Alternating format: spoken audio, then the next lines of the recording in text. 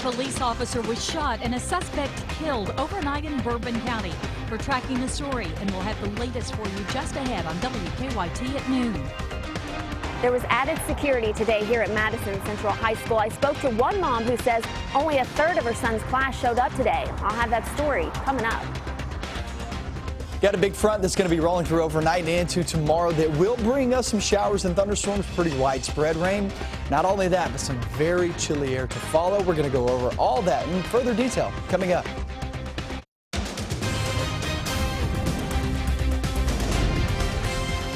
This is WKYT News at Noon.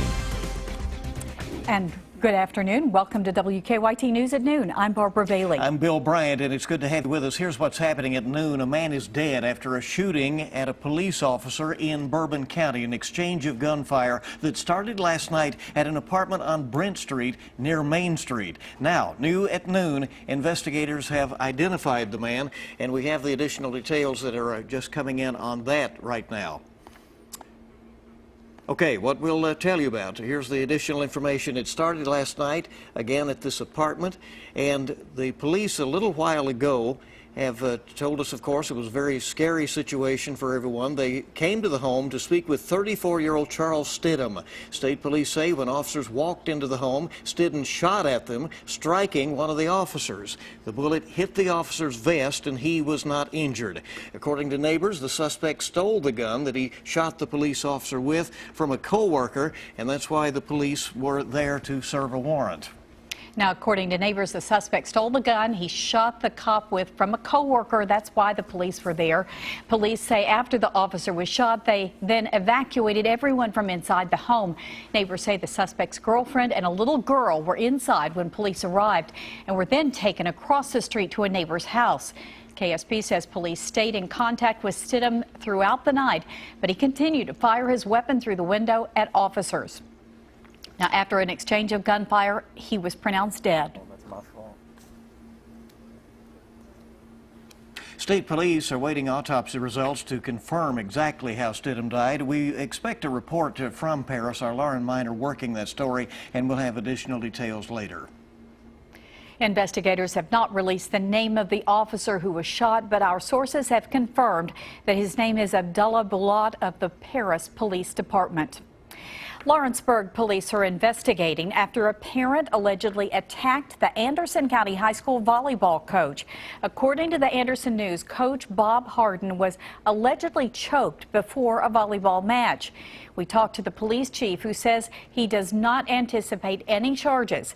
Now, prior to the incident, Harden had announced that he's stepping down at the end of the season. A lot of extra security on the campus of a Central Kentucky high school today. Attendance is also down after worries about children's safety prompted by rumors about a fight.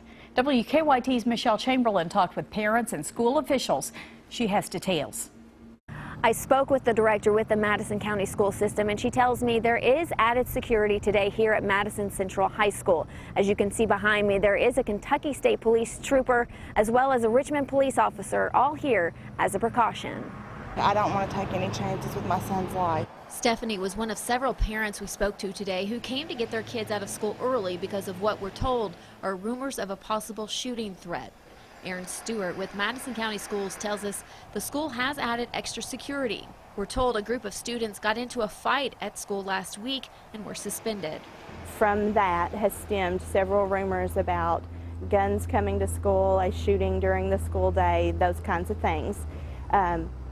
As those rumors escalated and became bigger and broader, we decided it was best to go ahead and do some investigating of our own. Our investigations had shown that really this was an unfounded rumor. Now, those suspended students were supposed to return to school today. The school decided to send an automated voice message last night at 9:30 informing parents of the added security that would be present today. The whole situation has many parents at Madison Central uneasy about letting their kid go to school. I'm just concerned about these kinds of things. They go on all the time, and I don't want to take chances. Aaron Stewart with Madison County Schools tells me they'll wait till the end of the school day to decide whether or not to have that added protection for the rest of the week. In Madison County, Michelle Chamberlain, WKYT. Thank you, Michelle. Now, a spokesman for Madison County Schools says about 70% of students were at school today, 22% less than the average attendance. And also, students who do not show up today, they say, will have an excused absence if a parent writes a note saying that they were concerned about their child's safety. Two 14-year-olds are in jail this afternoon after a shooting in northern Kentucky. Police say the shooting happened about 10 o'clock last night at Highland and Jefferson Avenues in Covington. They say two people shot the victim and then ran off. After a chase, police arrested the two boys. Police say they do not know the condition of the victim, but that the victim did show up at St. Elizabeth Hospital in Covington late last night. A stretch of I-64 in Woodford County was shut down for hours overnight and into early this morning after a deadly crash. Police say a semi-driver crashed into an embankment about 9 o'clock last night near Midway. The passenger, 37-year-old David Scott, who is from Arizona, was killed. We've learned the driver is doing okay this afternoon. The westbound lanes were closed until around 6 o'clock this morning. Two people are dead after a crash in Lawrence County. Dispatchers say a flatbed truck and a PT Cruiser crashed about 6:30 this morning on Highway 23 and Kentucky 645. Two people in the PT Cruiser died. The driver of the truck was taken to the hospital. We don't know the extent of that person's injuries. It's been a while, but it looks like we might finally have some rain in our forecast. And finally, a fall feeling around here, right? WKYT meteorologist Micah Harris is live at our First Alert Weather Center with an early look at the forecast. We only have 2 showers out there right now, but boy, does it come down later on in the work week. Really, tomorrow is when you'll get the bulk of the rain sliding on through. There's not a great chance of rain today. It's mainly for the northern zones. That's where you see a couple of showers in southern Pendleton County, heading over toward Bracken County. Heads up for that. And next in line will be Mason. Temperatures are in the upper 70s, lower 80s. There is an opportunity for London, I would say, has the best chance to actually reach a record today. We're at 81 right now, record at 84, but won't hit a record here in Lexington. 82 degrees for most with that rain chance in the forecast. But like I said, it's very small today. Most stay dry.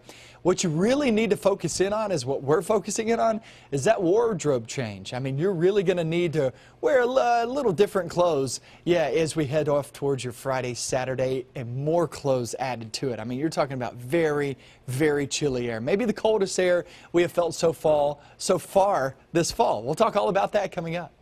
Well, new here at noon on WKYT, while access to dental care has increased in the Commonwealth in the last 15 years, a new report finds that Kentucky kids are facing urgent dental needs. Now, it says nearly half of 3rd through 6th graders in Kentucky have untreated cavities. More than half of them haven't visited the dentist in more than a year and have untreated tooth decay.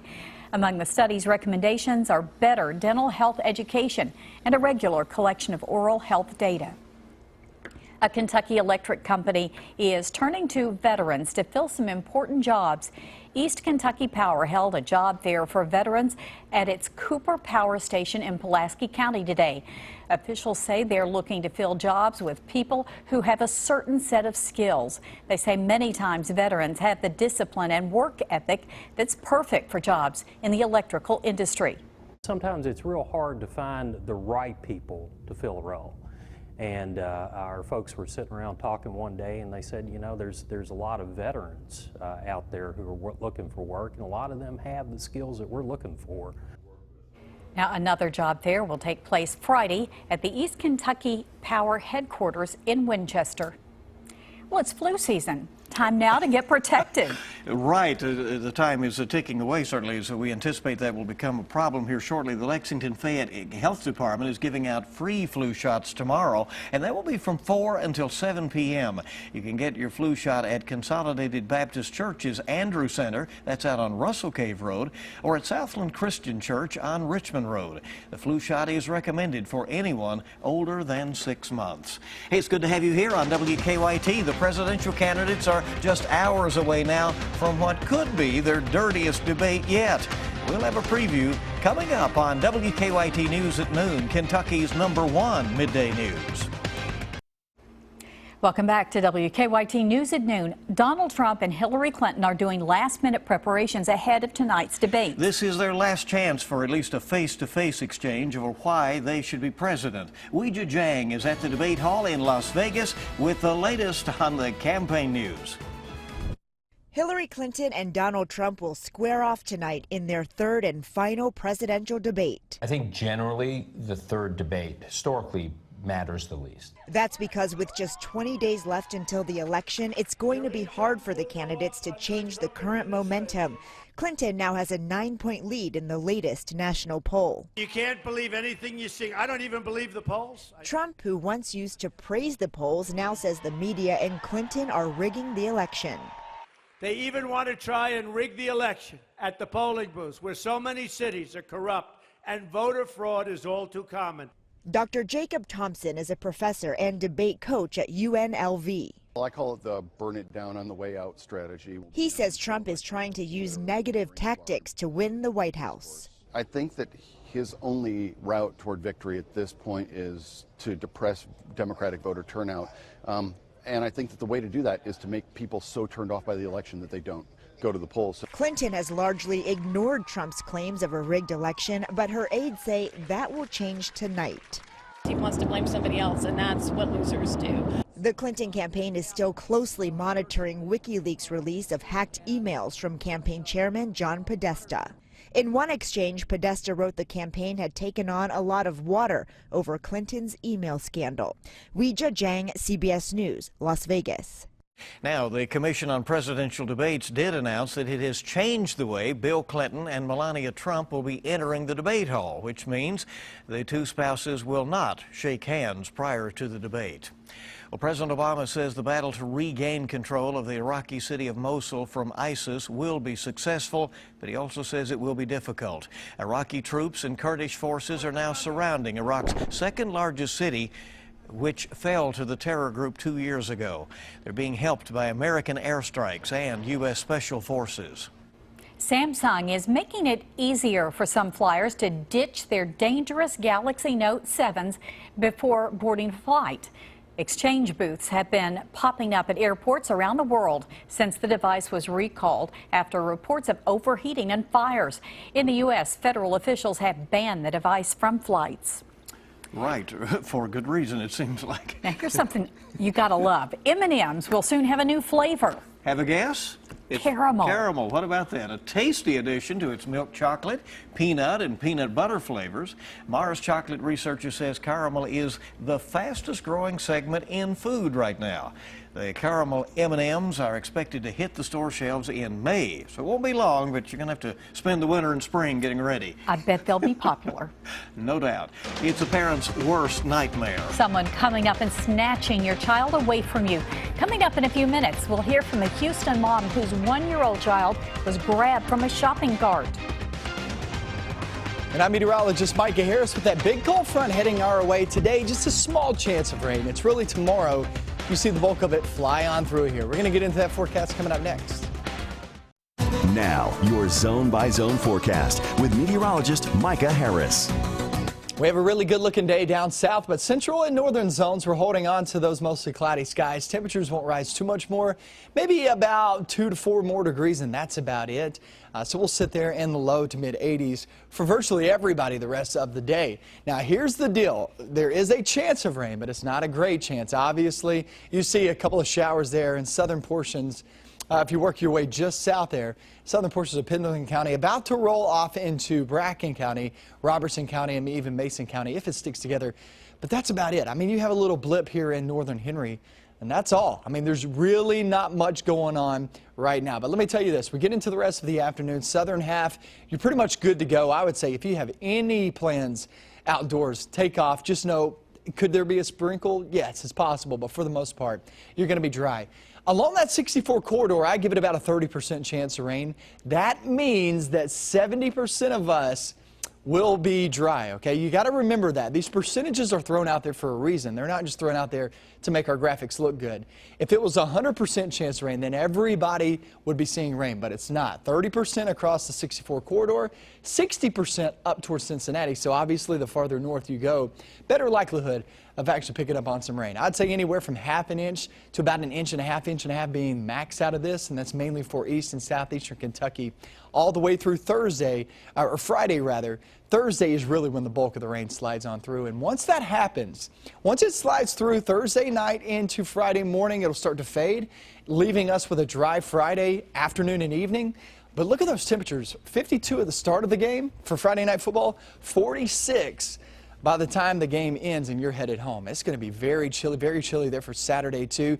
EKU game, UK game will be pretty chilly, guys, with an overnight low right there, 37 degrees. So we got a lot going on in the next few days. A lot in the forecast. Hope those games are good enough to keep people in the stands. Right, exactly. Yes. Maybe if the action's hot on the field, it'll warm things up. That always helps a little. We're back in a moment on WKYT News. Those crazy Cub fans getting a little nervous now, and we'll tell you why. And guess who's picked to win the SEC basketball championship? Dave Baker has sports next. And as we check stocks this afternoon, the major market indicators mixed. The Dow is up 60.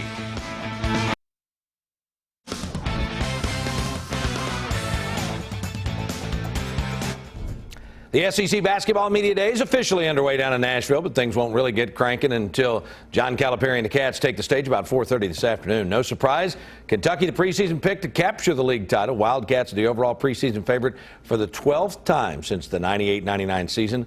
Bam Adebayo, De'Aaron Fox on the first preseason first team. Isaiah Briscoe, Malik Monk named to the second team. Our Brian Milam and Steve Moss will begin their reports on WKYT News at 5.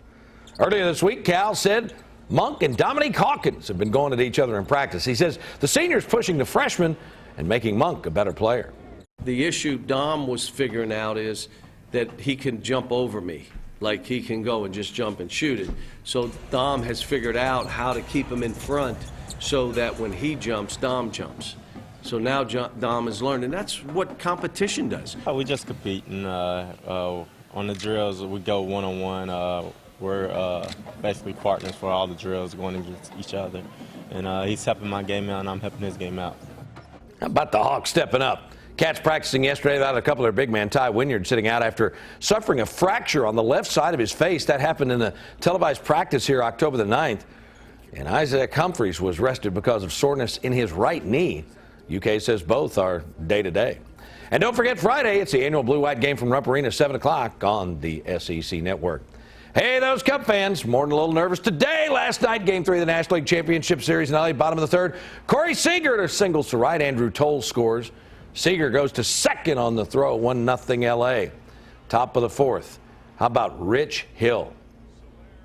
Ringing up the Cubs. 6 innings pitched, 2 hits, no runs, 2 walks, 6 strikeouts. He wasn't even in the majors last year. Bottom of the fourth. Yasmani Grandal. 399-foot homer to deep right center. Josh Reddick scored off Jake Arrieta. 3-0 LA. Chicago shut out for the second straight game. The Dodgers lead the series 2-1. Tonight on the Big Blue Insider with Dick Gabriel, Joe Masato of SECCountry.com, and former basketball Wildcat Perry Stevenson.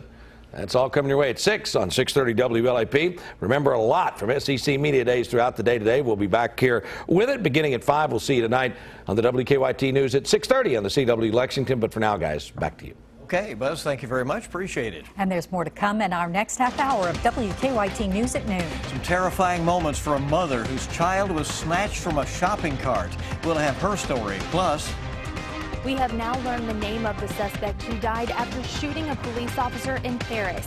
Hear more details in the case and what neighbors had to say coming up. Tonight's Powerball jackpot is $136 million, and Friday night's Mega Millions jackpot is $25 million.